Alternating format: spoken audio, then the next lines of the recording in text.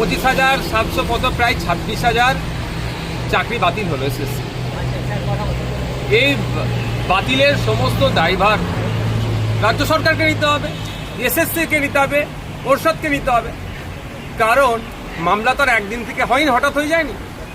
হাইকোর্টে division bench যখন পুরো প্যানেলকে বাতিল করলো, যে কারণগুলো দেখিয়েছিল সেই কারণগুলোকে এড়িয়ে গিয়ে দোষটা ঢাকা দেওয়ার জন্য সুপ্রিম কোর্টে ছুটল।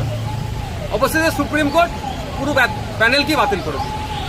এখন বলার বিষয় হচ্ছে, কিছু অযোগ্য অর্থের বিনিময়ে অবৈধ পন্থা অবলম্বন করে চাকরি নিয়েছে, তাদেরকে বাঁচানোর জন্য পুরো প্যানেলটাকে বাতিল করে দিল রাজ্য সরকারের, মানে বাতিল করতে সুপ্রিম কোর্ট, কিন্তু এই রাজ্য সরকারদের জন্য দায়ী আছে।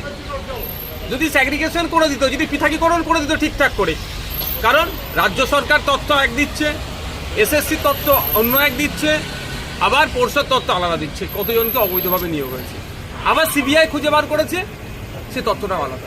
তাহলে এই যে হচপচ হয়ে যাওয়ার ফলে রাজ্য সরকার তার কিছু দলের লোকেদের চুরিটা ধরতে না দেওয়ার জন্য এই সমস্ত যারা খেটে খাওয়া শ্রমজীবী পরিবার থেকে উঠে এসেছে, মেধার ভিত্তিতে চাকরি পেয়েছে, বা অন্যান্য যারা মেধার ভিত্তিতে চাকরি পেয়েছে তাদেরকেও পুরস্কৃত করা হবে। 2016 সালে যখন এদের নোটিফিকেশন হয়েছিল, এদের ম্যাক্সিমাম তখন ছাত্র অবস্থায় ছিল। এখন এরা সংসদ ধর্ম করে এটা একটা সমাজে একটা প্রভাব তৈরি হয়েছিল।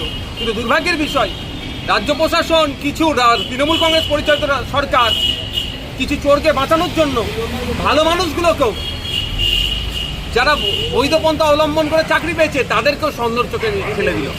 এর জবাব রাজ্য সরকারকে দিতে হবে।